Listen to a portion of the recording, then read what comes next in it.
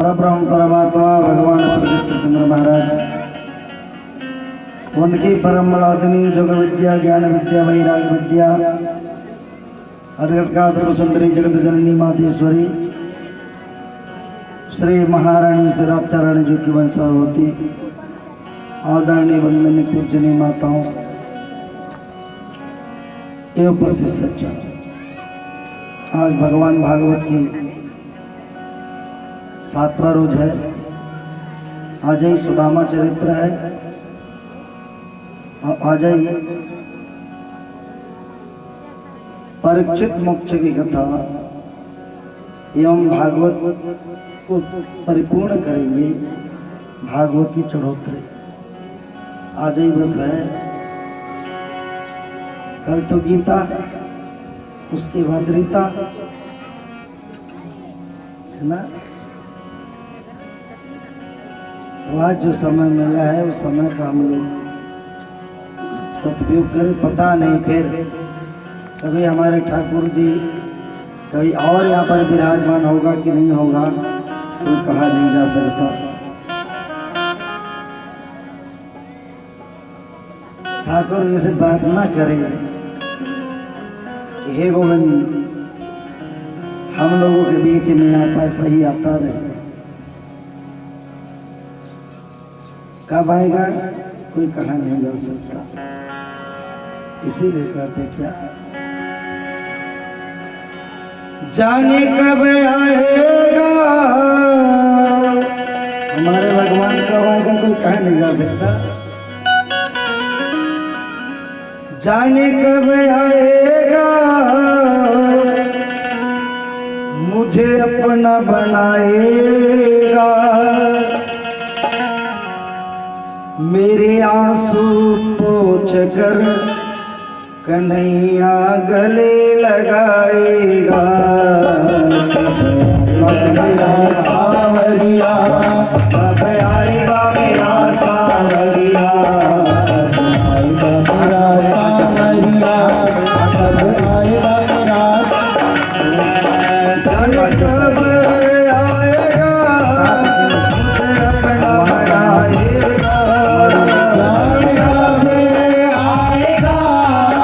मुझे अपना बनाएगा,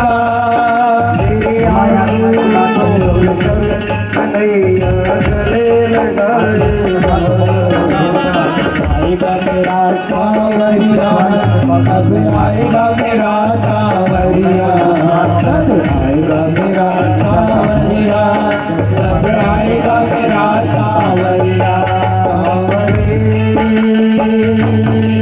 सावरे सावरे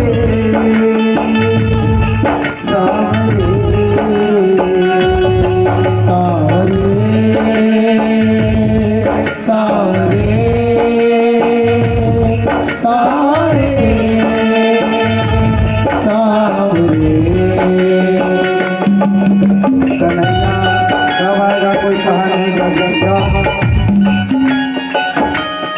भगवान से हम लोग प्रेम ऐसा कर दिया, हमारे प्रेम के वशीभूत होकर के भगवान हमारे पास दौड़ करके आए।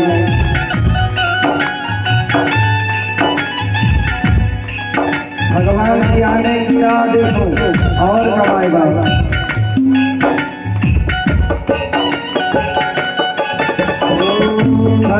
गाए नैन मेरे रसता निहार के, गाए नैन मेरे रसता निहार के, गाए नैन रसता निहार के, गाए नैन मेरे रसता निहार के। सपना बहार प्यासियों में सपना बहार, सपना बहार प्यासी प्यासियों में सपना बहार। जीवन बन जाएगा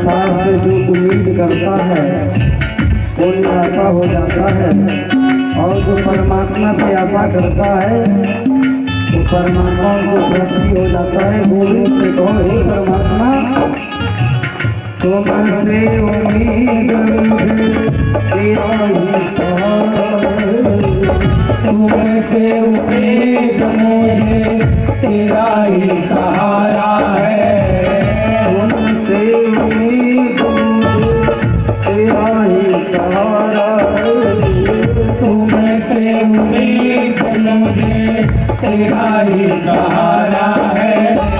मेरे बल गरीब कोई ना हमारा है, मेरे बल गरीब हूँ मैं, कोई ना हमारा है।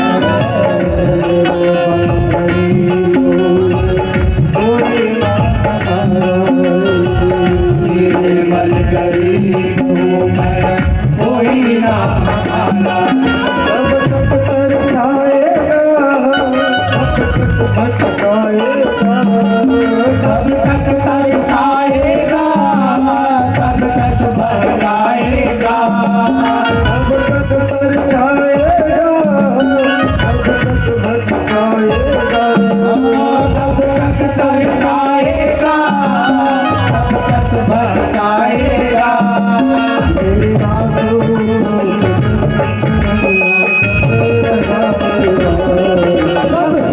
मेरा सावरिया, कब आएगा मेरा सावरिया, कब आएगा मेरा सावरिया, कब आएगा मेरा सावरिया, मेरा सावरिया, कब आएगा मेरा सावरिया, मेरा सावरिया, कब आएगा मेरा सावरिया।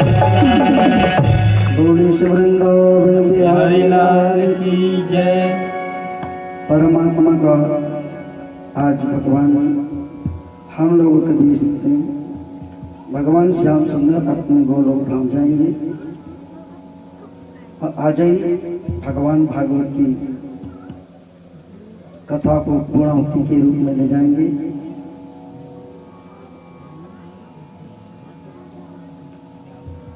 निगम कल्पतरुर्गलितं फलम सुखमुखादमृतद्रवशनियतं पिबत भागवतं रसमालयं मुहुर्मुहुः रसिका भो भावुका। भगवान भागवत की कथा को हम लोगों ने कल श्रवण किया। भगवान श्याम सुंदर जो है रुक्मणी महारानी जी के साथ में विवाह किया।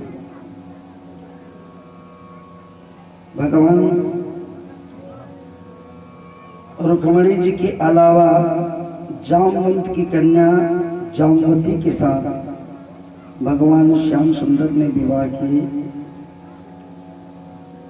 सत्यभामा के साथ भगवान कृष्ण ने विवाह किया। कालिंदी के साथ भगवान श्री कृष्ण ने विवाह किए। मित्रविंदा के साथ भगवान कृष्ण ने विवाह किया। सत्या के साथ भगवान कृष्ण ने विवाह किया, और भद्रा के साथ भगवान कृष्ण ने विवाह किया, और लक्ष्मणा के साथ भगवान श्याम सुंदर ने विवाह किए। ये 8 विवाह भगवान श्याम सुंदर ने किए। तो भगवान की 8 पटरानी है। कितने? 8 पटरानी। 16,100 के साथ भगवान कैसे विवाह किए, इनकी भी कथा को थोड़ा सा कवर करें।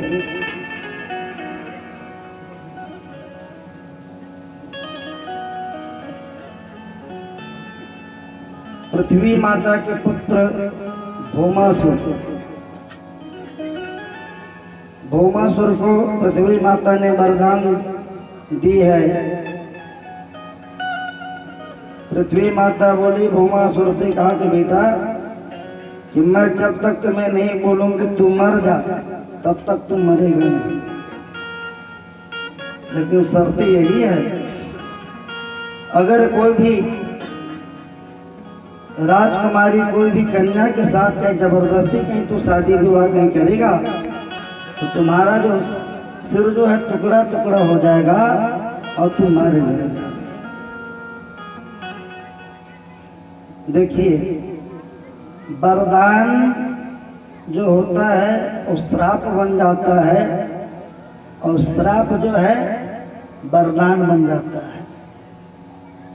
जैसे श्राप दिए राजा दशरथ को श्रवण कुमार के माता पिता अंधी अंधा ने कि जाओ मैं श्राप देता हूँ कि जैसे हम पुत्र के विराह में हम तड़प तड़प के मर रहे हैं तुम भी पुत्र विराह में मरोगे। राजा दशरथ जी को श्राप मिला, वो श्राप जो है वरदान बन गया क्योंकि राजा दशरथ का संतान नहीं था। वो श्राप वरदान बन करके 4 भाई के रूप में राम लक्ष्मण भरत शत्रुघ्न के रूप में आए। पृथ्वी माता ने भौमासुर से कही कि कोई भी कन्या के साथ जबरदस्ती तू नहीं करेगा, कहीं जबरदस्ती कहीं शादी विवाह कहीं करेगा तो तुम्हारा सिर जो है टुकड़ा टुकड़ा हो जाएगा और तुम मारे जाओगे। तो भौमासुर जो है बड़े बड़े राजाओं की कन्या को हरण करके लाते हैं और हरण करके ला करके कहते हैं मुझसे विवाह करो। तो राक्षस के साथ कौन विवाह करना चाहेगा जी। राजकुमारी लोग मना कर दिया करते थे तो जबरदस्ती तो विवाह नहीं कर सकता, विवाह करेगा सिर टुकड़ा टुकड़ा हो जाएगा, मार जाएगा। फिर दूसरे राजा की कन्या को हरण करके लाते और फिर कहते हैं मुझसे विवाह करो। कन्या जब मना कर देती है तो उनको छोड़ते भी नहीं थे, उनको कब्जा करके रख लेते थे। ऐसे करते करते भौमासुर जो है 16,100 कन्या को हरण कर करके लाला करके कब्जा करके रखे थे। कितने? 16,100। भगवान श्री कृष्ण के मन स्वरूप नारद जी जो है भगवान कृष्ण के पास जाकर कहने लगे, कहा कि प्रभु कि आपके होते हुए राजकुमारी लोगों के ऊपर इतने अत्याचार और बेचारी लोग निर्दोष है, वो कैद में पड़ी हुई है। भगवान ने कहा मैं क्या कर सकता हूँ? तो नारद जी ने कहा कि भौमासुर को मार क्यों नहीं देते? तो भगवान ने कहा मार देता तो मैं पहले से मार देता, क्योंकि भौमासुर को मैं मार तो सकता नहीं क्योंकि पृथ्वी का वरदान है उनको कि जबरदस्ती कहीं करेगा तभी वो मरेगा, नहीं तो पृथ्वी माता बोलेगी तू मर जा तब मरेगा। नारद जी ने कहा प्रभु कुछ तो उपाय करो। तब भगवान ने विचार करके सत्यभामा को पृथ्वी के अंश स्वरूप कहा गया है। सत्यभामा को लेकर के भगवान श्री कृष्ण जो है भौमासुर से युद्ध करने के लिए जाते हैं और भौमासुर से जब युद्ध करने के लिए गए भगवान श्री कृष्ण और भौमासुर की घमासान युद्ध हुआ। अब ऐसे युद्ध हुए, कभी भौमासुर कन्हैया को पटकते हैं, कभी कन्हैया भौमासुर को पटकते हैं, एक दूसरे को पटकने में लगे रहे, लेकिन विजय किसी का नहीं हो पा रहा था। तब भगवान ने विचार किया कि ऐसे में बात बनने वाला नहीं है, तो निबल हो गए। भगवान शक्तिहीन हो गया और जैसे शक्तिहीन हुआ तो भौमासुर कन्हैया को उठा कर इतना जोर जोर से पटकना चालू किया, इतना जोर जोर से पटकना चालू किया, भगवान कृष्ण जो है मूर्छित हो गए। और जैसे कन्हैया जब मूर्छित हुए तो सत्यभामा पानी वानी ला करके छींचे, कहा कि प्रभु ये राक्षस तुम्हें इतना मार रहा है, इतना पटक रहे, इनको मार क्यों नहीं देते? भगवान ने कहा अरे सत्यभामा मैं मार सकता तो मार देता, यदि तू अपने मुख से एक बार कहीं बोलता रहे राक्षस तू मर जा तो अब ही मर जाए, लेकिन सत्यभामा बोलती नहीं रही, क्योंकि कोई भी माता अपने संतान को तू मर जा कहकर के शब्द से संबोधित नहीं करते। भगवान कृष्ण फिर भौमासुर के साथ युद्ध करते, फिर निबल होते हैं। बार बार पटकना चालू किए भगवान कृष्ण को। भौमासुर इतना जोरों से पटकना चालू किया, फिर मूर्छित हो गया।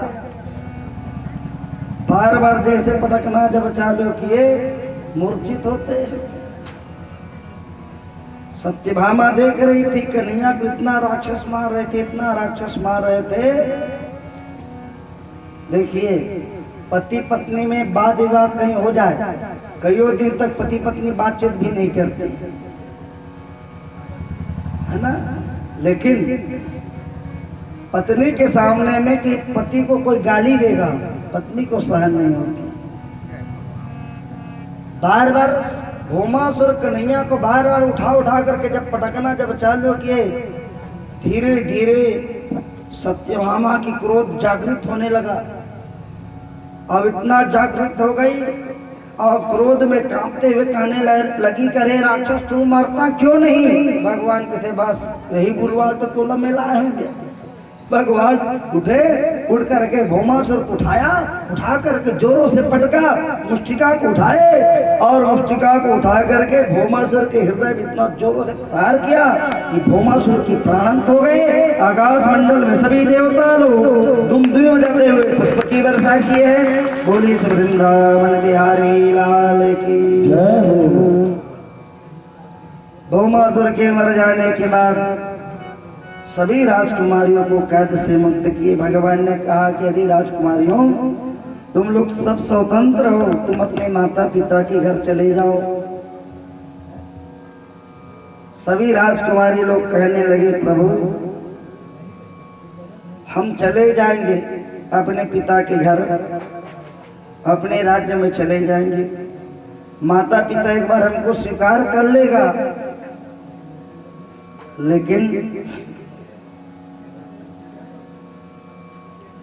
क्योंकि नारी एक रात के लिए भी कहीं घर से बाहर कहीं हो जाता है तो नारी जो है निंदनीय हो जाता है। उसको आप जानते हो हम कितना पवित्र हैं कि नहीं, लोग थोड़ी जानते हैं। कौन भर हमको चाहेगा, कौन हमसे विवाह करेगा, कौन हमको अपनाएगा। तो भगवान कन्हैया ने कहा तो जिसको कोई नहीं अपनाता उसको मैं अपनाता हूँ।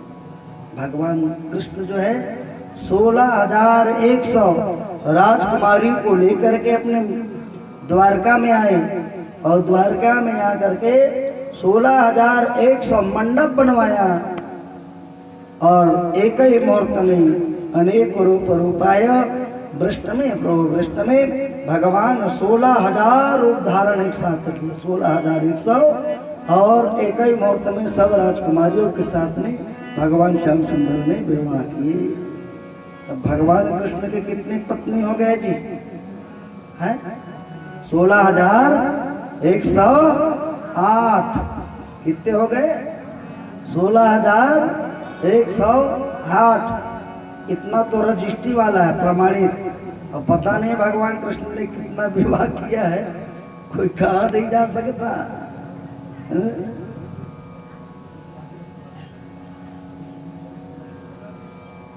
इतना भगवान की पत्नी है 16,108। अब एक पत्नी का 10 बेटा 1 बेटी हो गई तो 16,108 का पत्नियों में से कितने भगवान की बेटा सब गिनती लगा करके बताना। एक पत्नी का 10 बेटा 1 बेटी तो 16,108 का कितने होगा? एक बेटा का 10 बेटा 1 बेटी भगवान के नाती हुए, इतना उनके नाती हुए। एक नाती का 10 बेटा 1 बेटी हुई। नाती के बाद क्या बोलते हो? है पंथी, नाती पंथी छंती नंती क्या क्या बोलते हो? केवल कन्हैया के कई जने का परिवार है, समझ रहे हो? कहा गया 56 करोड़ भगवान कृष्ण के ही परिवार थे। कितने? 56 करोड़। अब तुम केवल 2 ही फूल खिलाएंगे कह करके चक्कर में बैठे हो। अरे भगवान सबको जन्म देता है, पालन पोषण भगवान ही करता है। तो भैया कभी यह ना विचार करो, भगवान कृष्ण के इतना लंबा चौड़ा परिवार है, सबका भोजन प्रसाद एक ही साथ बनता है। मैं आप लोगों को बता दूं,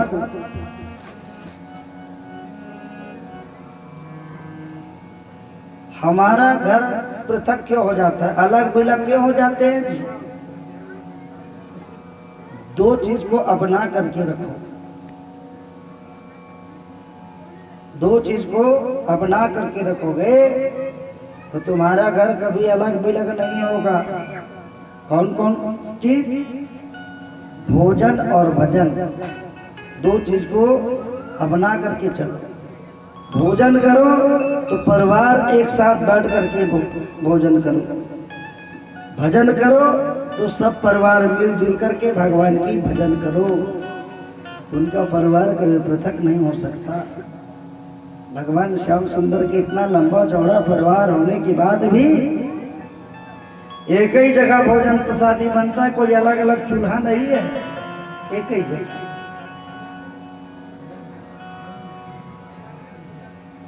एक ही जगह भोजन प्रसादी पाती है। और भगवान श्याम सुंदर जो है अपने परिवार के बीच में बहुत सुंदर रहते हैं। ऐसे भगवान से भी वहाँ उनके परिवार इतना प्रेम करते थे कि भैया जहाँ भोजन और भजन एक साथ होगा तो भगवान प्रेम की भूखी है, और प्रेम में भगवान सब कुछ कर सकता है। इसलिए भगवान से प्रेम करो। आप लोग इतना लड्डू गोपाल अपने अपने घर से ला करके रखे हो, तो सब लोग बहुत सुंदर है, पूजा करो, तुलसी की माला रखो, ओम नमो भगवते वासुदेवाय मंत्र का प्रतिदिन जाप करो। छोटे से बच्चा को भी जाप करवाओ और तुम लोग भी करो। समझ रहे हो? भोजन और भजन, जो भी भोजन बनाओ तो ठाकुर जी को पहले भोग लगाओ, उसके बाद वो भोजन को भोजन वाले पात्र में डालो, मानो आप भोजन नहीं कर रहे हो, भगवान की प्रसाद पा रहे हो। ऐसे भगवान से कहीं प्रीति कहीं हो जाए, जीवन नैया पार हो जाए। वो गाते भी है ना राजू भैया, क्या? प्रीत मोहन से की किस भरोसे पे की, प्रीत मोहन से की किस भरोसे पे की, 4 दिन जिंदगी के गुजर जाएंगे, 4 दिन जिंदगी के गुजर जाएंगे, 4 दिन जिंदगी के गुजर जाएंगे।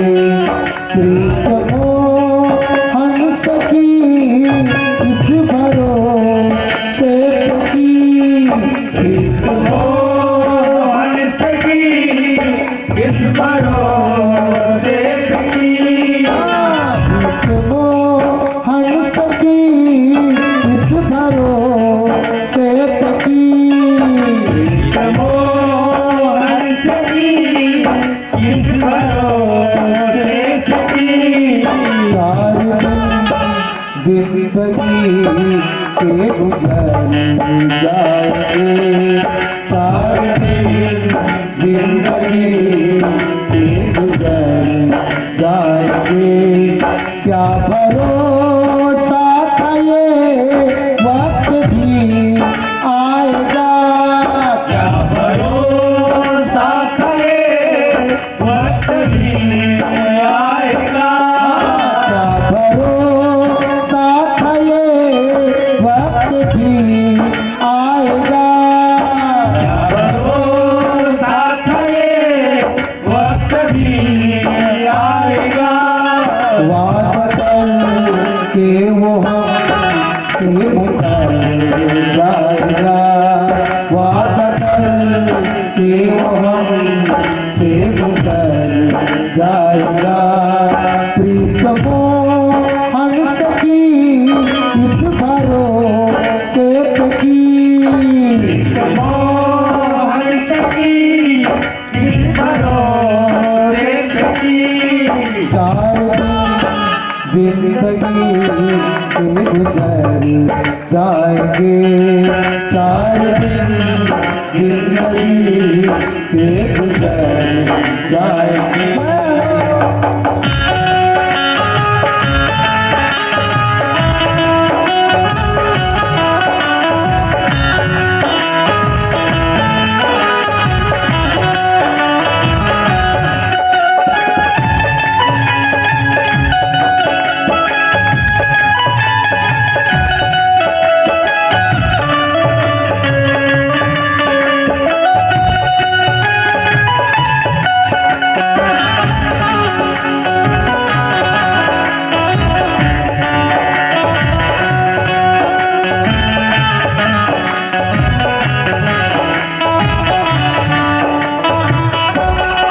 कल जुड़ा हो वो एक था तन मिले, जुड़ा हो में वो इस दफा जल मिले। कल जुड़ा हो वो एक था तन मिले। जुड़ा हो में वो इस दफा जल मिले। सुन के आरज़ू तमन्ना वो सर पा गई, सुन के आरज़ू तमन्ना वो सर पा गई। मुस्कुरा के कहा रास्ता छोड़ दो, मुस्कुरा के कहा रास्ता छोड़ दो।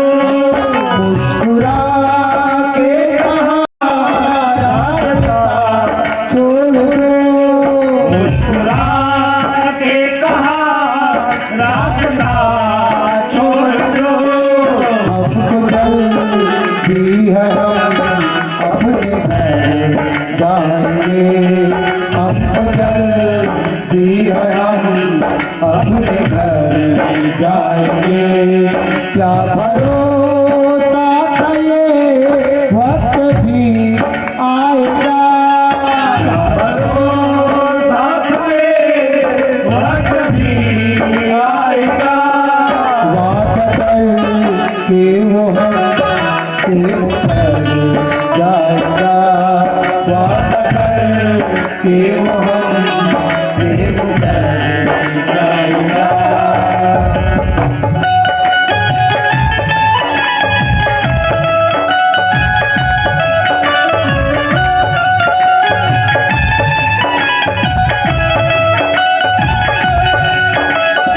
भगवान से कहो हे मन हे दिल, ना तो भगवान में अपना प्रेम कर और दिल की पुकार भगवान बहुत जल्दी सुनते हैं।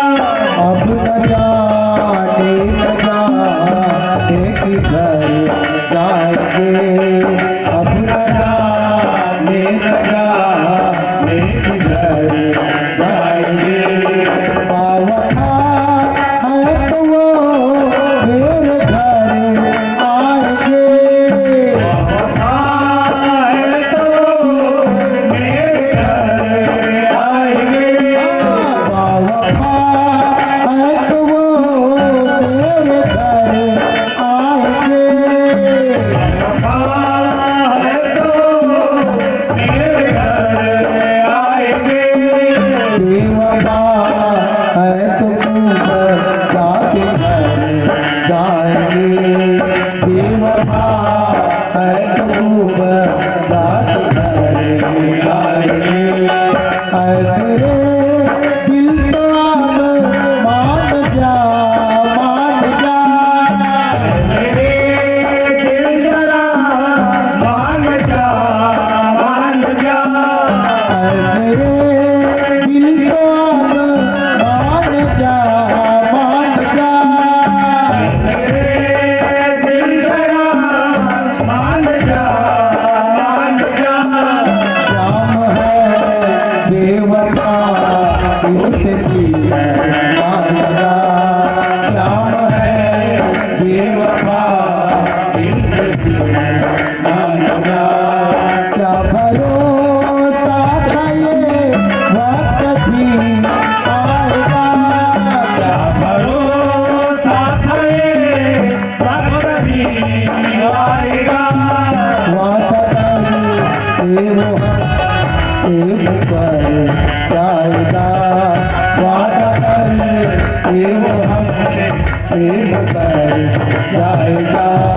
प्रीत वो हमसे की इस भरोसे की। प्रीत वो हमसे की इस भरोसे की। जिंदगी में गुजर जाएगी। सारे दिन जिंदगी में गुजर जाएगी। 4 दिन जिंदगी में गुजर जाएगी। 4 दिन जिंदगी में गुजर जाएगी। 4 दिन जिंदगी में गुजर जाएगी। भगवान से हम प्रेम करें। अगर भगवान से हम प्रेम करेंगे तो हमारा परिवार सुख शांति के साथ रहेगा। अगर भगवान से कहीं जुदा हो जाए, समझो आपके मन परिवार सब पृथक पृथक हो जाएगा। परिवार को संभाल करके रखना है तो गोविंद से प्रेम करो, भगवान से प्रेम करो। भगवान से कहीं प्रेम कहीं करोगे तो तुम्हारा परिवार सुख में ही रहेगा। भगवान श्री कृष्ण के इतना लंबा चौड़ा परिवार है, ये परिवार होने के बाद भी कोई लड़ाई झगड़ा नहीं है, सब प्रेम पूर्वक रहते हैं। हाय हाय मत करो राधेश्याम भैया, कितना कमाओगे जी? हाय हाय कहीं करते रहोगे तो जीवन हाय हाय में निकल जाएगा। कमाबो नहीं खाबो काला ले, लोग नहीं सोच में पड़े हैं, कमाएंगे तभी खाएंगे। देखिए सबको खिलाने पिलाने का काम तो हमारे ठाकुर जी करता है। इतना लंबा चौड़ा परिवार को कौन पालेगा? कोई किसी को पालता नहीं भैया। जो परमात्मा जन्म देता है सबको परमात्मा पालता है। तभी तो आप लोग ही जैसे कोई किसान एक गाड़ी बैला में धर के धान लात रहे, रोडे रोड लात रहे, तो गांव में कुकुर मनन बीच रोड में सोरी थी। गांव का के शहर में भी बीचे बीच में सोरी थी। कुकुर मन तो डरबे नहीं करे। तो गाड़ी बैला में वो किसान है लात रहे, बैला गाड़ी रहे, बीचे रोड में वो कुकुर सो रहा है। तो दोनों बैला विचार कर इसका कि बेचारा कुकुर मेरे सोए है, बीचों बीच निकल जाता है, काबा डिस्टर्ब करी। तो बैला जो है वो कुकुर के बीचे बीच निकलना जैसे चालू ओटा में कुकुर खड़ा हो गया और खड़ा होकर के अपना लंबा जीवाला निकाल करके हफरा वो बैला गाड़ी के साथे साथ हो चल चालू कर। कुकुर ही सोचत रहे बैला गाड़ी बोझल वहीं धर के चलत हफरत रहे। बैला मन कहते बोझल हमन तीरथ देख हफत काबर है, हफरत काबर है। वही सोचत रहे कि पूरा बोझल धर के वहीं ले गए तो ठीक बैलर गुस्सा आते एक लाख मारते खाए करत कोई मेरे बढ़ जाते गाड़ी बैला गए बाद में कुकुर उठ के देखते अरे मैं खींचत नहीं गाड़ी बैला अपने अपन किसे चला था बस कुत्ता की भांति है हम लोग के बस सोचते हैं ये पूरा परिवार के बोझ को लेकर के अभी चलते हैं लेकिन भैया गलत है हम लोगों का सोच सबके परिवार का बोझ हमारे ठाकुर जो उठाए तू कर्म कर तू अच्छा धर्म मार्ग पर चल अच्छा कहीं कर्म नहीं करेगा तुम्हारा परिवार का भरण पोषण हमारे ठाकुर करेगा कभी ना सोचो कि हम खिलाते हैं पिलाते हैं सब अपने अपने कर्म के द्वारा खाते हैं अपने अपने कर्म के द्वारा सुख दुख की प्राप्ति होता है भगवान श्री कृष्ण जो है अपने ग्रस्त जीवन में और जैसे ग्रस्त जीवन में जब आए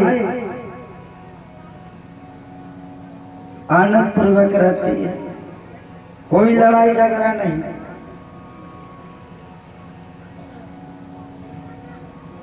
एक दिन नारद जी ने विचार किया घूमते घूमते भूतल पर आए भूतल पर देखते क्या ये ब्राह्मण देवता था और ब्राह्मण देवता बड़ा गरीब था एक ही झोपड़ी थी लेकिन ब्राह्मण देवता एक गलती कर बैठे थे क्या दो ठीक बिहाव कर ले रहा है दो पत्नी रहे दोनों मन खूब लड़ा महाराज लगे थे आज कमाट लावे तेला मोला देवे एक जन पत्नी की थे मोला देवे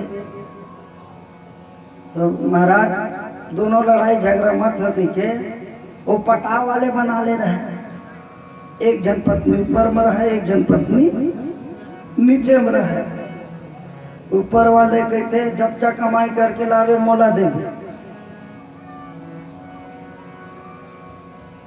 नीचे वाले कहते जब तक कमाई करके लावे मोला देवे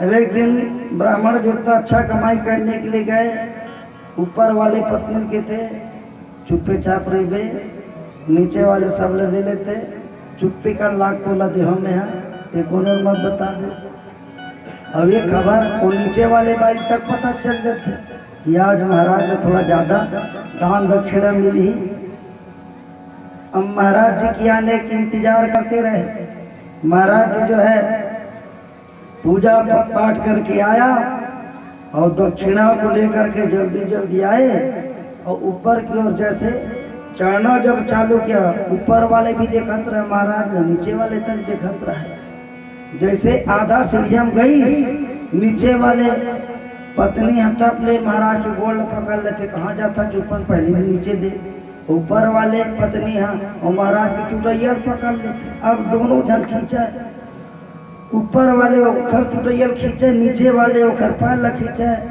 ये दृश्य को नारद जी ने देखा दो भाई का ये दो पत्नी वाले के हाल है तो भगवान कृष्ण ने 16,108 विवाह किए ओखर का हाल चाल हो है ओखर कैसे हो है कैसे चला तो है तो नारद जी जो है ये विचार करके पहुंचे कहाँ द्वारका और जैसे द्वारका में जब पहुंचे सबसे पहले रुक्मणी के कक्ष में गए जैसे रुक्मणी के कक्ष में गया तो भगवान श्याम सुंदर समझ गए नारद आए मतलब सावधान हो गए भगवान नारद आए मतलब कुछ न कुछ लड़ाई झगड़ा जरूर करवाए भगवान बिल्कुल सावधान हो गए नारद जी को देख करके भगवान ने कहे नारद आओ आओ आओ बैठो भाई बड़े दिन के बाद आप द्वारका में आए हो भोजन प्रसादी पा करके जाना थोड़ा 2 मिनट बैठे नारद जी और कहते महाराज मैं बहुत दिन में आए हो कहाँ द्वारका तो मैं थोड़ा द्वारका घूम के आ जाता हूँ नारद जी ने विचार किया भगवान तो रुक्मणी कक्ष में है तो मैं सत्यभामा के कक्ष में जा करके सत्यभामा के कान में कुछ मंत्र पढ़ दूं ताकि लड़ाई झगड़ा हुआ है यह मन में विचार करके नारद जी वहां से निकले और नारद जी निकल करके रुक्मणी के कक्ष से सत्यभामा के कक्ष में पहुंचा और जैसे सत्यभामा कक्ष में पहुंचे उस समय भगवान श्री कृष्ण जो है अपने नाती पोता मल्ला गोद में धरे धरे खिलाते रहे। नारद जी को देख करके भगवान कह रहे, नारद आओ आओ आओ, बैठ भाई, बड़े दिन में आए हो, भोजन प्रसादी पा करके जाना। नारद जी की तो भगवान होंगे ना गए। 2 मिनट बैठे, फिर कहा महाराज बड़े दिन में द्वारका आया हूँ ना, थोड़ा मैं घूम करके आता हूँ। बोले ठीक है। वो फिर निकले, जामवती के कक्ष में गया। तो जामवती के कक्ष में जैसे पहुंचे तो भगवान श्री कृष्ण जो है स्नान करके निकल रहे थे। नारद जी को दिख रहे, नारद आओ आओ आओ आओ, बैठो भाई, कुछ भोजन प्रसाद पा करके जाना, बड़े दिन में आए हो।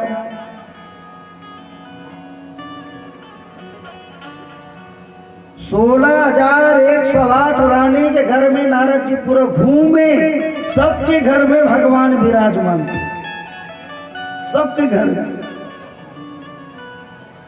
अंत में नारद जी ने गुरु मंत्र फूके के समझ नहीं मिल पाई, थक हार करके वो सीधा रुक्मणी कक्ष में आए।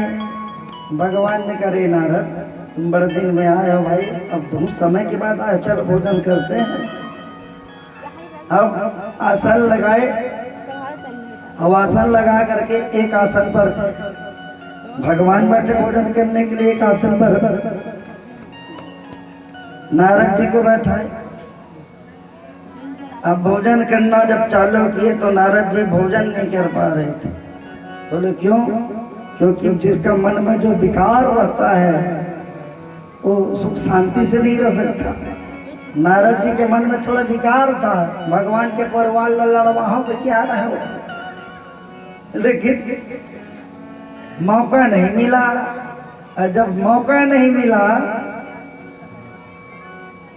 तब नारद जी के पास, नारद जी ने भगवान कृष्ण से कहा कि प्रभु मैं द्वारका आया था, मैं क्यों आया था मैं बताऊं?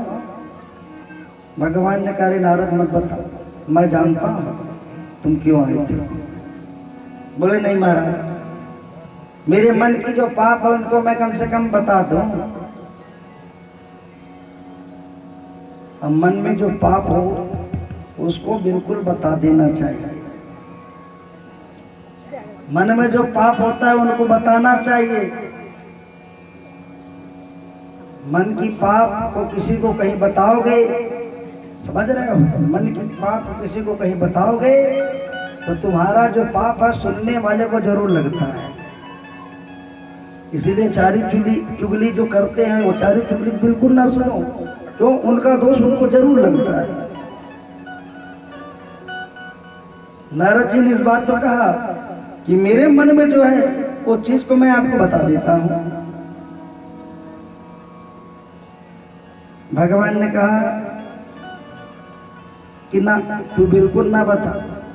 बोले महाराज बता देना ज्यादा उत्तम रहेगा। किसको मैं अपने पाप को किसके सिर में रखूंगा? भगवान ही को अर्पण कर दो। देखिए, पुण्य काम को, शुभ कार्य को किसी को बताओ मत, क्योंकि पुण्य काम को किसी को कहीं बताओगे तो पुण्य भी आपका क्षति होगा, पुण्य उनको भी प्राप्त होगा। और पाप को कहीं बताओगे तो पाप भी उनको मिलेगा। लेकिन हम लोग क्या करते हैं जी, पाप ला किसी को बताते नहीं, कोनो मत जाना है, हंसी का कहीं लोग पाप को बिल्कुल छिपा करके रखते हो और पुण्य को उजागर करने में लगे हो। जितना पुण्य आप इकट्ठा करते हो बता बता करके अपने पुण्य को कम करते जाते हो। इसीलिए पुण्य को कभी ना बताओ। हमने वहाँ दान किया, वहाँ वैसा पूजा पाठ करवाए, ऐसा किए वैसा किए, ये शब्द बताने की चीज़ नहीं है, अपने पास रखने की चीज़ है। हाँ, अगर पाप हो जाए वो पाप को जरूर बताओ, क्योंकि पाप को घटाना है। जिन सुनी देने लगी, यही कारण कहते हैं ना, चारी चुगली बिल्कुल ना सुनो। हम लोग केवल चारी चुगली में ही बैठे रहते हैं। बिल्कुल चारी सुनना ही है, तो केवल गोविंद की चारी सुनो, लोगन की चारी ना सुनो, भगवान की चारी कहीं सुनोगे तो तुम्हारा भाग्य उदय होगा। संसार की चारी चुगली कहीं सुनोगे तो तुम्हारे ऊपर पाप की वजनता बढ़ती चले जाएगी।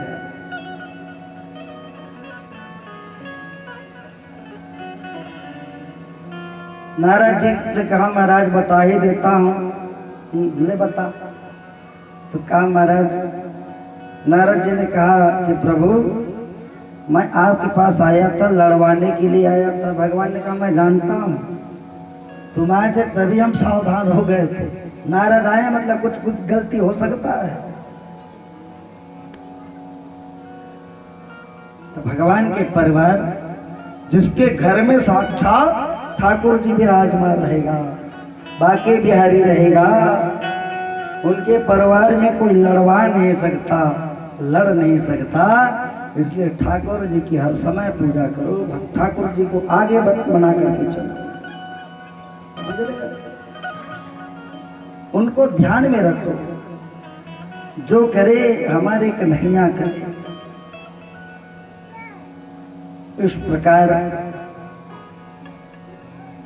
भगवान श्री कृष्ण जो है अपने द्वारकापुरी में पारिवारिक जीवन में रहे। भगवान द्वारकापुरी की लीला को संपुटित करते हुए अब हस्तिनापुर की लीला में हम लोग प्रवेश करते हैं, क्योंकि थोड़ा थोड़ा लीला में प्रवेश करते हैं हस्तिनापुर की। और राजसू यज्ञ का निमंत्रण आया। पांचों पांडव लोग राजा युधिष्ठिर जो है राजसू यज्ञ करने का निमंत्रण देने के लिए पहुंचे। निमंत्रण को पा करके भगवान कृष्ण जो है द्वारकापुरी से हस्तिनापुरी आए, मतलब दिल्ली आया। वहां पर युधिष्ठिर बैठे हुए थे। भगवान कृष्ण की बढ़िया सुंदर पूजा अर्चना किए। पूजा अर्चना करने के बाद भगवान कृष्ण ने युधिष्ठिर से पूछा कि राजन, इतना बड़े यज्ञ क्यों करना चाहते हो? राजसू यज्ञ करना कोई साधारण बात थोड़ी है। बोले प्रभु आपकी कहीं कृपा होगी तभी हो पाएगा। तो भगवान ने कहा कि एक काम कर, तो राजसू यज्ञ ना कर, कोई छोटे मोटे यज्ञ कर ले। यज्ञ ही करना है तो कोई भी यज्ञ कर सकता है, लेकिन राजसू यज्ञ ना कर, क्योंकि राजसू यज्ञ वही कर सकता है जो चारों दिशाओं के राजा महाराजा उनके कब्जा में होगा, तभी राजसू यज्ञ कर सकता है, अन्यथा राजसू यज्ञ नहीं कर सकते। बोले महाराज आपकी कृपा होगा तब ही हो पाएगा ना। राजसू यज्ञ करने का खुद इच्छा है। एक बार राजसू यज्ञ हो जाए तब यहाँ पर भगवान ने कहा कि भाई तू राजसू यज्ञ करना ही क्यों चाहता है ये बता पाए, कुछ तो कारण होगा तब तो करना चाहता है। तो अनायास युधिष्ठिर के मुख से यह निकल गए, कहा महाराज जाने अनजाने में कहीं पाप हो गया हो, जाने अनजाने में कहीं पाप कर्म हो गया हो तो राजसू यज्ञ करके मैं अपने आप को बचाना चाहता हूं। भगवान कृष्ण ने कहा कि युधिष्ठिर देखो राजा, यदि ऐसी बात है तो एक काम कर, क्या जितना तुम्हारे द्वारा पाप किया हुआ कर्म है वे सब पाप कर्म को तुम मेरे को अर्पण कर दे, तू मेरे को दे दे। यदि तुम मेरे को दे देगा तो राजसू यज्ञ करने की जरूरत ही नहीं रहेगा। अब मैं लेने के लिए बिल्कुल तैयार हूं। युधिष्ठिर ने कहा कि प्रभु बात तो सत्य है, मैं कहीं आपको पाप कहीं अर्पण कहीं कर दूंगा तो राजसू यज्ञ करने की जरूरत नहीं रहेगा। लेकिन महाराज मैं जहां तक जानता हूं भगवान को कहीं 1 रुपया कहीं अर्पण कहीं कर दोगे तो भगवान 1 रुपया को अपने पास में रखते हैं और बदला में 10 गुना करके सामने वाले को अर्पण कर देता है। भगवान को 1 कहीं दोगे तो भगवान उनको 10 गुना वापस कर देता है। भगवान अपने पास में रखते ही नहीं है, 10 गुना अर्पण करता है। तो भगवान को कहीं पाप कहीं अर्पण कहीं करेंगे तो 10 गुना तो पाप ही हमारे सिर पर आएगा, आएगा कि नहीं आएगा? और वही गलती हम लोग करते हैं। जब दुख की समय आता है, दौड़े दौड़े भगवान के मंदिर में जाते हैं और अपना दुखड़ा भगवान को सुनाते हैं। हे भगवान, मेरे जीवन में ऐसा दुख कैसे आ गया? और रो रो करके भगवान को अपना दुखड़ा सुनाओगे तो तुम्हारे जीवन में दुख ही मिलेगा ना। कभी सुख को भगवान को अर्पण करो, दुख अपने लिए बचा करके रखो, सुख को गोविंद के चरणारविंद में अर्पण करो। लेकिन हम लोग सुख की जहाँ प्राप्ति होता है तो भगवान को भूल जाते हैं, दुख आता है तभी भगवान को याद आते हैं। और लोग नहीं कहते हैं जब जब भगवान हम पूजा करते न भी ज्यादा कष्ट देते। अरे तो कभी सुख को बता करके परमात्मा में अर्पण करके तो देख, फिर देखो तुम्हारे जीवन में कितना सुख की प्राप्ति होगा। भगवान को जो दोगे वही तो पाओगे क्या? बिल्कुल अब ध्यान रहे आप लोग, सब लोग भगवान के मंदिर में जाकर के अपना दुखड़ा कभी नहीं बोलना, अपना दुख कभी भगवान को नहीं बताना। बताना ही है अपना सुख को बताओ, प्रभु आपकी कृपा के द्वारा मेरे को यह सुख की प्राप्ति हुआ है, यह सुख आपकी चरणारविंद में है। देखो तुम्हारे जीवन में कितना सुख की प्राप्ति होगा है? और फिर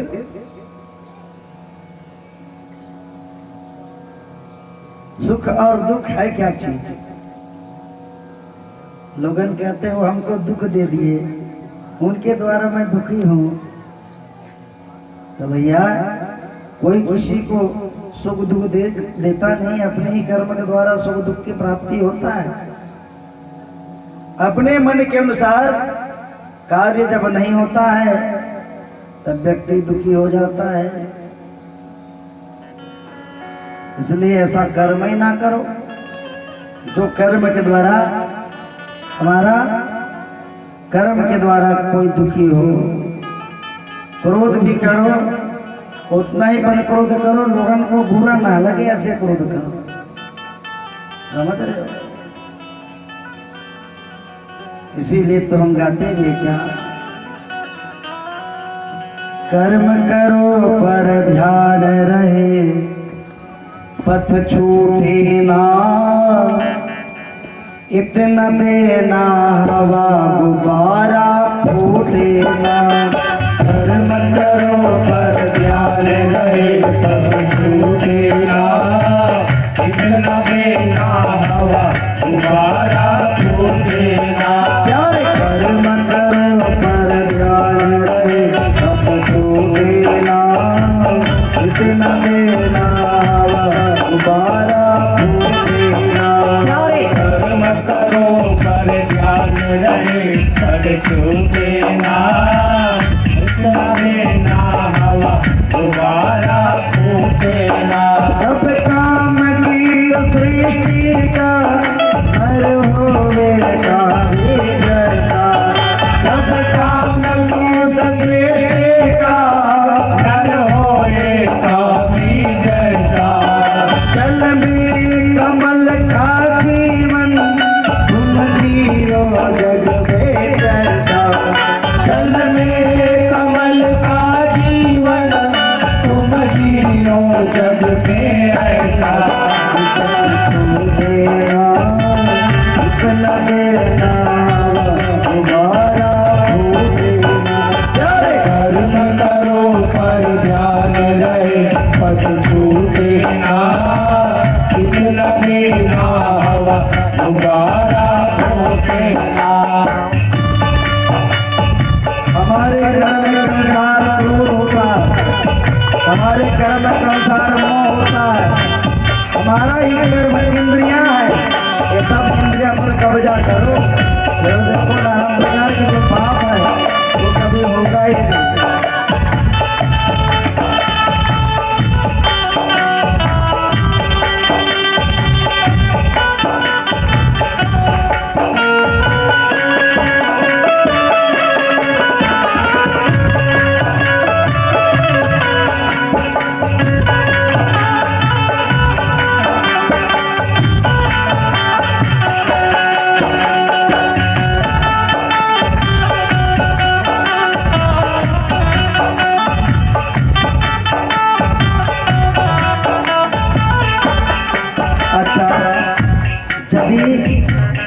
मैं आपसे कोई क्रोध करूंगा, मेरे क्रोध के द्वारा क्या तुम जल जाओगे क्या? कि आप लोग के क्रोध के करोगे तो क्या मैं जल जाऊंगा? क्रोध में अपने आप ही शरीर जलता है। काहे क्रोध करना भैया? क्रोध करो लेकिन उतना ही क्रोध करो जो क्रोध को नियंत्रण करो। कई जन क्रोध में कांपने लगता है, इतना क्रोध ना करो तो तुम्हारे शरीर के लिए घातक है। एक बार क्रोध भी कर ले पर पूरी ना होए। एक बार क्रोध भी कर ले पर मोती बात ना होए। बुद्धि क्रोध में खराब हो जाता है, इसलिए उतना ही क्रोध करो कि तुम्हारा बुद्धि खोपड़ी खराब ना हो। एक बार क्रोध भी कर ले पर मोती ना होए। एक बार क्रोध भी कर ले पर मोती बात ना होए। स्वार्थी दुनिया है, स्वार्थी दुनिया है। हर व्यक्ति स्वार्थ में है, हर व्यक्ति स्वार्थी है, लेकिन इतना भी स्वार्थी ना बनो कि लोगों के बना वो स्वार्थी है। क्या तुम नहीं हो क्या? तुम भी स्वार्थी हो, लेकिन लोगों दिखा देता है कि हम ज्यादा स्वार्थी है। स्वार्थ भी बुरा नहीं है औरों को करना होए। स्वार्थ भी बुरा नहीं है औरों को कष्ट ना होए। स्वार्थ भी बुरा नहीं है औरों को करना होए। स्वार्थ भी बुरा नहीं है औरों को कष्ट ना होए। इतना देना तुम्हारा भूलना। करुण करो पर जाने तब छूटना। इतना देना हवा दोबारा फूटना।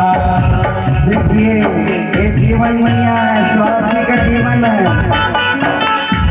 स्वार्थी बनो, बिना स्वार्थ का व्यक्ति हर चीज में स्वार्थ छिपा है भैया। शर्त किसमें नहीं, हर एक चीज में शर्त है। बच्चा जब तक रोएगा नहीं तब तक माँ उनको दूध नहीं पिलाती, और रोता है तब माँ जानती है कि शायद भूख लग रहा होगा इसलिए रो रही है। बच्चा को रोना पड़ता है तब दूध पिलाया जाता है। हम लोग ताली बजा रहे हो, क्यों बजा रहे हो ताली? क्यों बजा रहे हो ताली? कारण क्या ताली बजाने का? उसमें भी स्वार्थ है। हम ताली बजाएंगे हमारा मुक्ति होगा, है ना? इसमें भी स्वार्थ है, हर चीज में। भक्ति में भी स्वार्थ।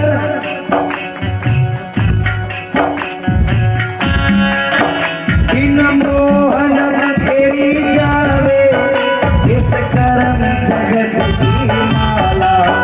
बिन मोहन फेरी जावे इस कर्म जगत की माया। इन मोहन फेरी जावे इस कर्म जगत की माला। बिन मोहन फेरी जावे इस कर्म जगत की माया। और मोहन इतना कीजे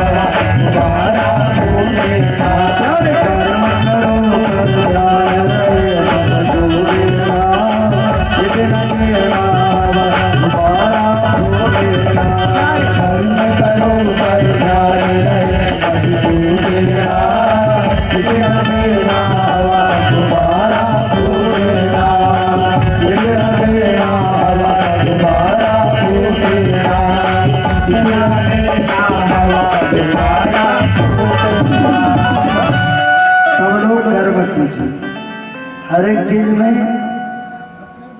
ध्यान हो। हमारे कर्म के द्वारा क्रोध होता है, मोह होता है, हमारे अंदर ही है भैया। कीजिए, लेकिन क्रोध इतना कीजिए कि तुम्हारा खोपड़ी खराब ना हो। मोह इतना कीजिए जो मन की ज्वाला पूर्ण ना हो।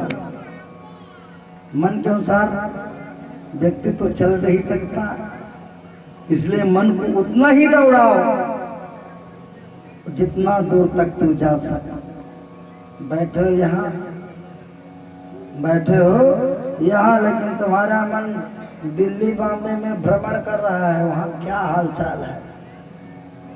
मन के अनुसार तो कर चल नहीं पाएगा। इसलिए मन के ऊपर बिल्कुल कब्जा कीजिए। इंद्रियां बड़ा विचित्र है, मन रूपी इंद्रियां बड़ा चंचल है। ये मन बड़ा चंचल है। पहले दिन में गया था भी ना, ये मन अपना हरदम हरि से लगाना, गलत रास्ता पर कदम ना बढ़ाना। बोलो श्री राम श्री राम श्री राम। जब जब तुम्हारा मन इधर उधर भटके, भगवान का भजन करो। मन जहाँ भटकता है तो सुख शांति नहीं मिलता। हाय हाय, खूब जोरों से नींद आ रहा है, खूब थके हो, नींद नहीं आ रहा है। क्यों नहीं नींद आ रहा है? क्योंकि तुम्हारा मन भटक रहा है। मन इधर उधर भटकता है तभी नींद नहीं आता है। नहीं थके हो तुमको तो चुपचाप सो जाना चाहिए। जहां मन कहीं भटके, इधर उधर भटकाना छोड़ करके तुलसी की माला रखो। सबको मैं बता दूं, जिसको रात में कहीं नींद नहीं आ रहा उनके लिए मैं दवाई बता रहा हूं। रात में नींद नहीं आता है तो नींद की गोली खाने की जरूरत नहीं है। माला रखो और माला रख करके आप लोग सिर्फ एक माला गुरु मंत्र का कीजिए। एक माला सोए सोया, बैठ करके भी नहीं, बिस्तर में सोए सोए गुरु मंत्र भी पढ़ सकते हो। भगवान के मंत्र को भी सोए सोए आप कर सकते हो। एक माला गुरु मंत्र कीजिए और एक माला ओम नमो भगवते वासुदेवाय मंत्र का जाप करते करते, अगर ध्यान से नहीं करोगे तो पूरा एक माला एक सवार बार नहीं बोल पाओगे, तुमको निद्रा आना चालू हो जाएगा। पहले आजमा करके देखना, उसके बाद कहना कि महाराज आप गलत बोल रहे हो। मन को तो अपना भगवान में लगा करके देख।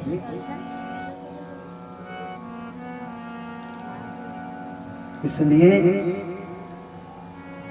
यहाँ पर भगवान श्री कृष्ण ने युधिष्ठिर से कहा कि तो अपने पाप को तो मेरे को अर्पण कहीं कर देगा, तुमको रासु यज्ञ करने की जरूरत नहीं रहेगा। तो युधिष्ठिर ने कहा कि प्रभु मैं आपके ऊपर पाप कैसे अर्पण करूं, और 10 गुना पाप मेरे ही सिर में आ जाएगा। इसलिए केशव कृपा करो, रासु यज्ञ करो।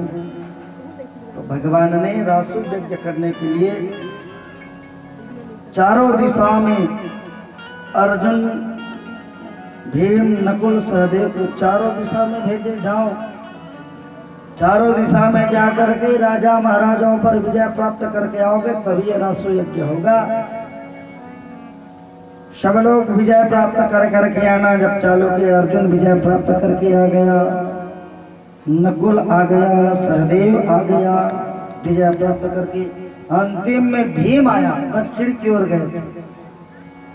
अंतिम भीम आया, भीम से पूछा क्यों भीम तूने दक्षिण दिशा के राजा के ऊपर विजय प्राप्त किया है? तो भीम ने कहा महाराज मैं हार के आ गया, जरासंध से युद्ध करने के लिए गया था। भगवान ने कहा कि अब रासु यज्ञ नहीं हो सकता। क्यों? तू हार गया है। जब हार गया तो राष्ट्र यज्ञ नहीं हो सकता। युधिष्ठिर ने कहा कि प्रभु आप कृपा करो, राष्ट्र यज्ञ मेरे को करना है। बार बार आग्रह की। तब भगवान कृष्ण और अर्जुन और भीम ये तीनों जने पुनः दक्षिण दिशा की ओर राजा जरासंध के पास पहुंचे। तो राजा जरासंध हालांकि राक्षस थे, लेकिन ब्राह्मण का अनन्य प्रकार के भगत थे। जरासंध जो है प्रतिदिन सवेरे उठते हैं, उठ करके स्नान करके गद्दी पर बैठ जाते हैं।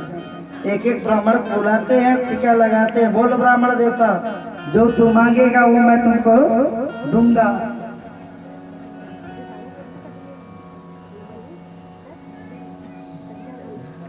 हर एक ब्राह्मण की यही नियम था। भगवान श्री कृष्ण, अर्जुन और भीम ये तीनों जने ब्राह्मण के रूप धारण किया और ब्राह्मण के रूप धारण करके ब्राह्मण की लाइन में जाकर के बैठ गए, खड़े हो गए। एक एक ब्राह्मण आते गए, टीका लगाते गए। जो ब्राह्मण लोग मांगते थे जरासंध देते गए। सब ले पीछे में भगवान थे ब्राह्मण के रूप में। जरासंध ने टीका लगाया और टीका लगा करके बोले, बोलो ब्राह्मण देवता जो तू मांगेगा वो हम तुम्हें देंगे। तो भगवान ने जरासंध से कहा, दोगे? बिल्कुल, जो मांगोगे मिलेगा। एक बार मांग करके तो देख। तो भगवान ने कहा, दान में हमको चाहिए क्या? युद्धम ददामि, युद्ध चाहिए। जरासंध ने देखा ये कौन सा मामन है, मामन तो लड़ाई झगड़े बहुत दूर ही थे, ये लड़ाई करो कहा था। तू कौन है, सच सच बता, तू तो ब्राह्मण नहीं हो सकता। तब भगवान अपने स्वरूप में आया। जैसे जरासंध ने देखा, अच्छा तही है जो रण छोड़ के भागे रहे मोटर के कारण, वही हो ना कृष्ण? बोले हाँ। अब युद्ध चाहते हो? मैं भगोड़ा के साथ में युद्ध नहीं करता, कहा जरासंध।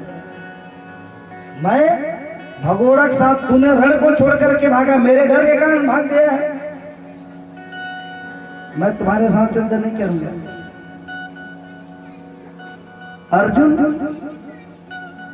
अर्जुन मेरे सामने कुछ भी नहीं है, केवल उनको धनुष बाण चलाने के लिए जानता है, गदा उदा के द्वारा उनको मालूम नहीं है।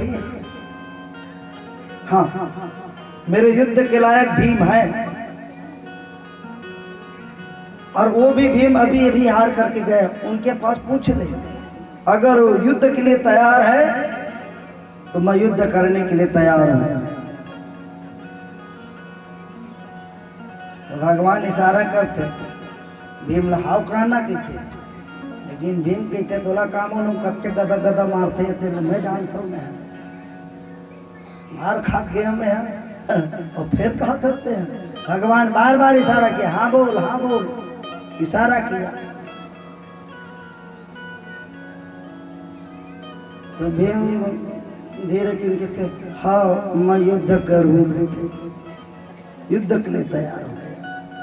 भगवान ने शर्त रखा, जरासंध से कहा कि राजन हम युद्ध करेंगे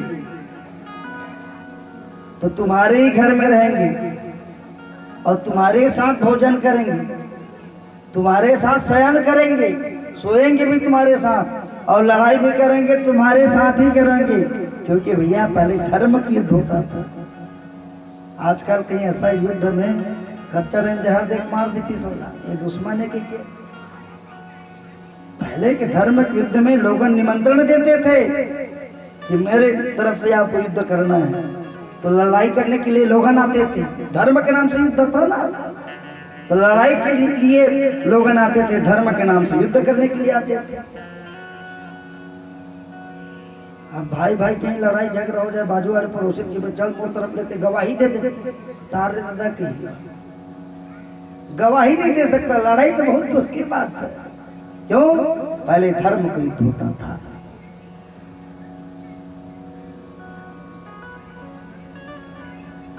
जरासंध के पास रहते हैं, उन्हीं के साथ खाते हैं, उन्हीं के साथ भीम और जरासंध का खूब युद्ध होते हैं। एक दूसरे को उठा उठा करके उनको पटकते हैं, उनको पटकते हैं। एक दिन जरासंध भीम को खूब इतना पटके इतना गदा गदा से प्रहार किया कि भीम का जो शरीर जो है अंग अंग दर्द करने लगा।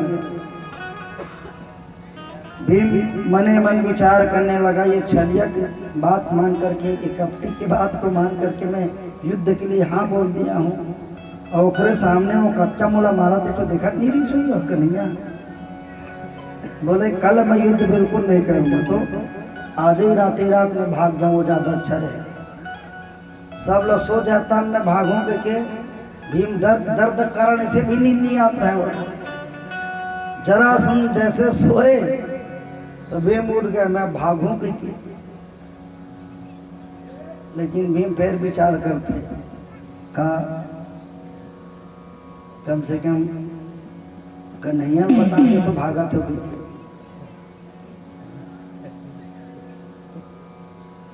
उठे और जा करके उनको बताए, कहा कन्हैया सुनना। बोले मैं भाग रहा हूँ। भगवान ने कहा क्यों? बोले देखिए नहीं कितना उन्होंने मेरे को पटका है। तब कहने लगे कि तुम्हारा काल विजय जरूर होगा। भीम कहते काल का विजय हो है, मैं उठ के बैठ नहीं सका तो मैं भागूं क्योंकि भले तैयार हो गए, बोले नहीं भाग पाओ तो नहीं भाग पाओ, पूरा शरीर में दर्द है। बोले भगवान ने कहा कहाँ पर दर्द है?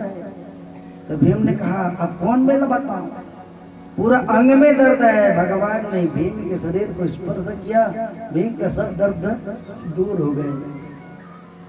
अब भीम कहते बने तुम लोग छू दे, अब भागे के लायक हो गए होंगे। भगवान ने कहा कि ऐसा ना करो भाई, भागने की जरूरत नहीं है, कल तुम्हारा विजय जरूर होगा।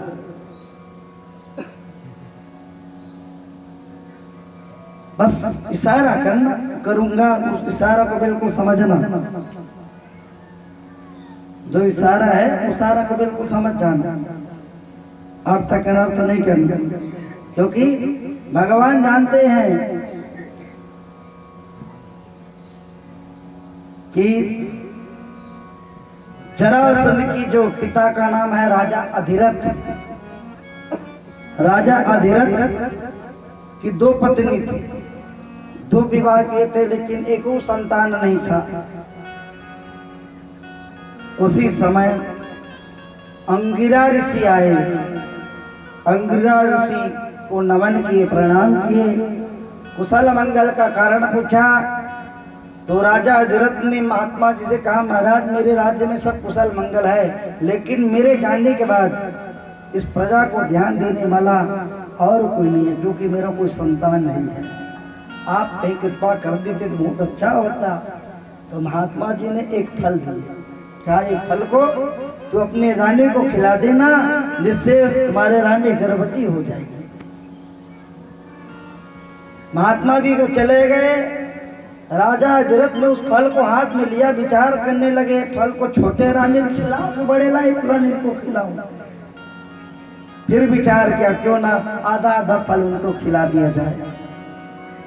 तो आधा आधा फल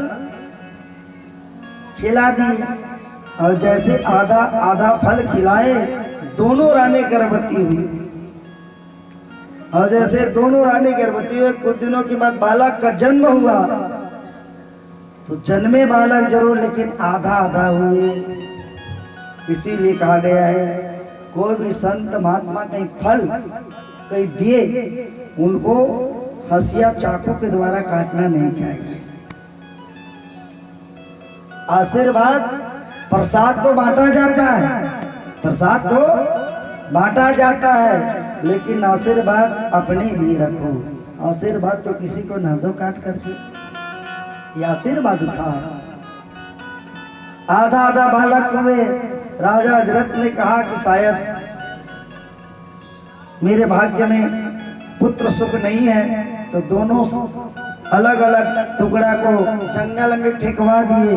उस जंगल में जरा नाम की राक्षसी रहती थी, और राक्षसी विद्या के द्वारा, संजीवनी विद्या के द्वारा दोनों आधा आधा जो टुकड़ा है उनको एक में किए, और राक्षसी संजीवनी विद्या के द्वारा उस बालक में प्राण डाले। बालक रोने लगा।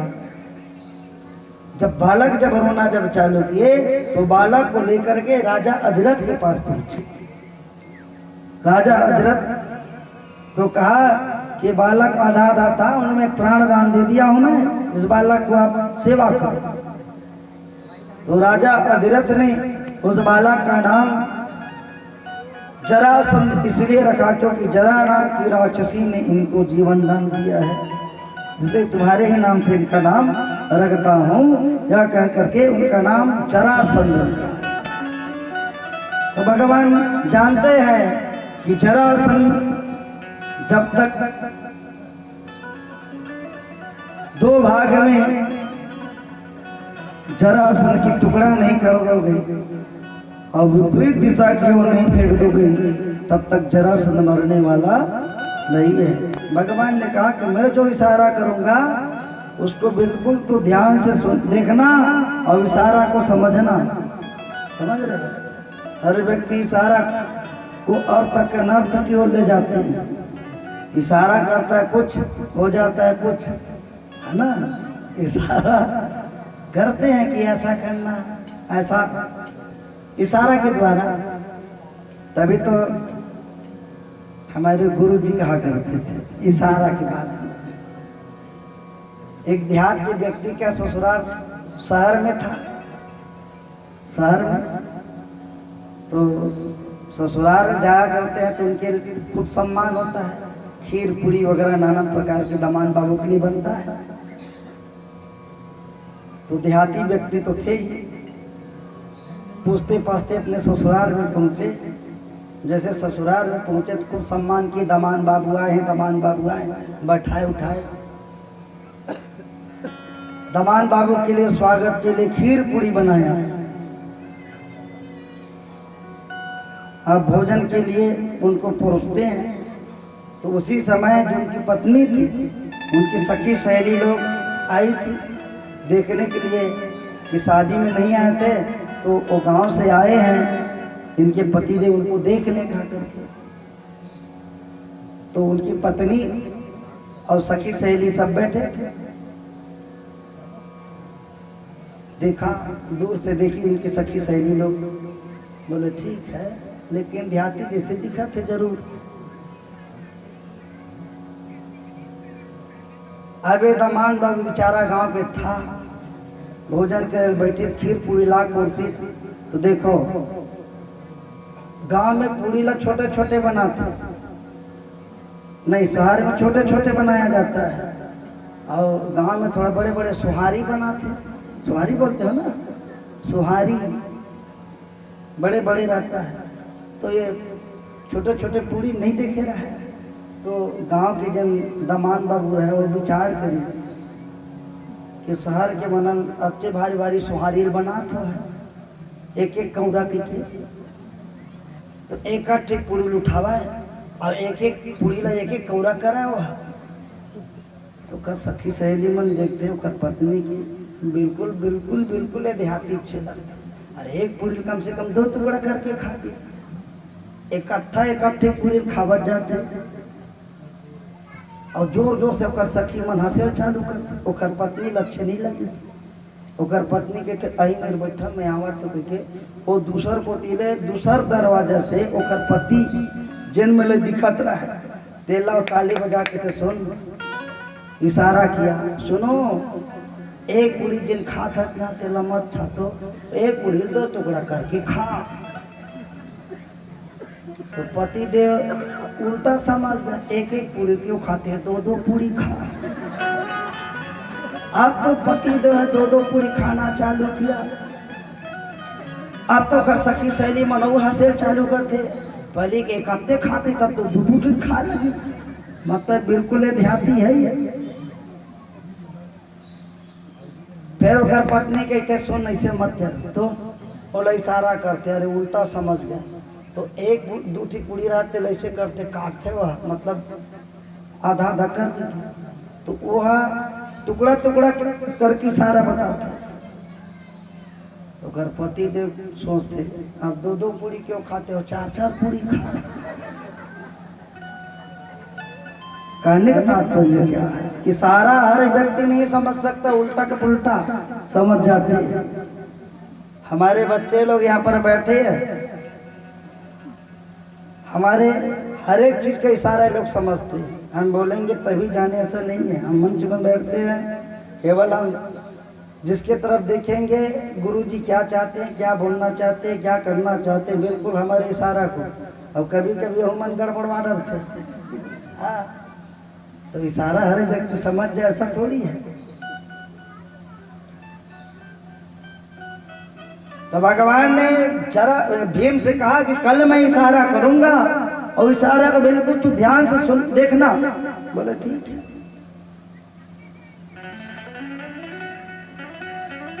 अब भीम और जरासंध से युद्ध होना चालू किया और जैसे युद्ध होना जब चालू किया, भीमला बार बार उठा उठा पटका कबर। भीमा भगवान को तीर देखा था कच्चा टाइम में इशारा कर ही, और जैसे वो तीवर देखा तो उठा कर रख ले पटकता वाला।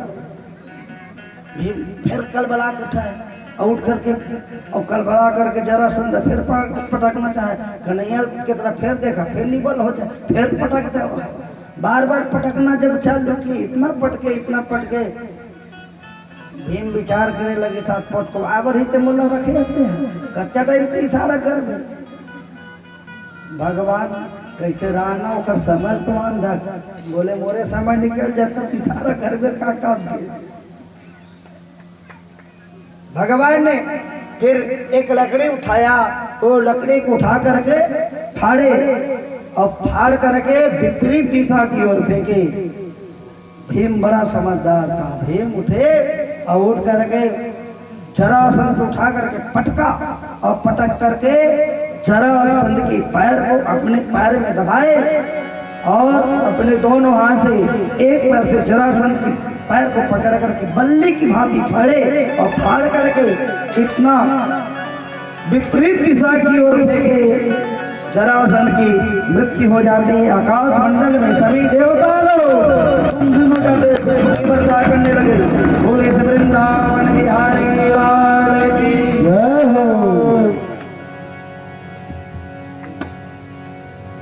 श्रीमन्नारायण नारायण नारायण श्रीमन्नारायण नारायण नारायण भजमन नारायण नारायण भजमन नारायण नारायण नारायण लक्ष्मी नारायण नारायण नारायण लक्ष्मी नारायण नारायण नारायण सत्य नारायण नारायण नारायण नारायण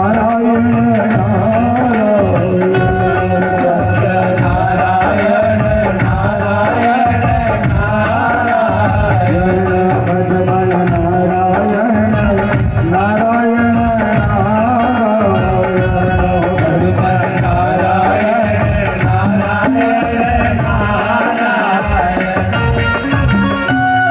सुखदेव जी ने कहा कि राजा पृथ्वी पुनः आए हैं और जैसे आए तो रासो यज्ञ होते हैं, तो रासो यज्ञ में सबके लिए अलग अलग स्थान दिया गया, सबके लिए मार्ग बताए।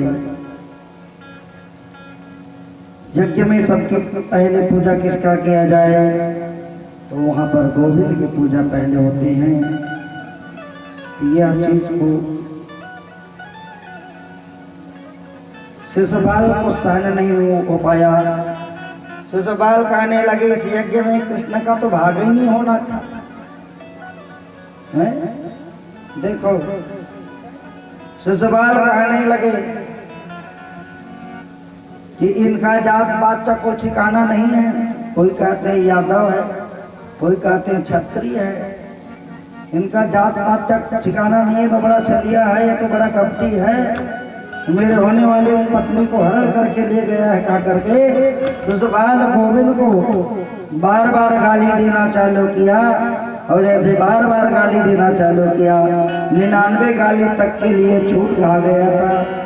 100वां गाली जैसे दिए, भगवान ने कहा कि देखो शिशुपाल अभी भी बच सकती है।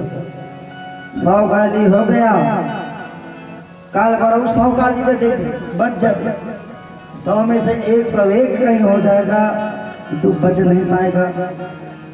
तो जरासंध जी शिशुपाल कहने लगे, शिशुपाल ने कहा क्या कर लेगा, तू तो बड़ा छलिया है, बड़ा गड्ढी का करके फिर गाली देना चालू किया। तो भगवान श्री कृष्ण जो है चतुर्भुज रूप धारण किया और चतुर्भुज रूप धारण करके सुदर्शन चक्र को आदेश दिया। सुदर्शन चक्र उड़ते उड़ते गया, शिशुपाल के गर्दन को काट देते हैं। शिशुपाल का जीवात्मा निकला और गोविंद के चरणारविंद में आकर के समाहित हो गए। आकाश मंडल में सभी देवता लोग कुंदिल हो जाते पुष्प की वर्षा किए हैं।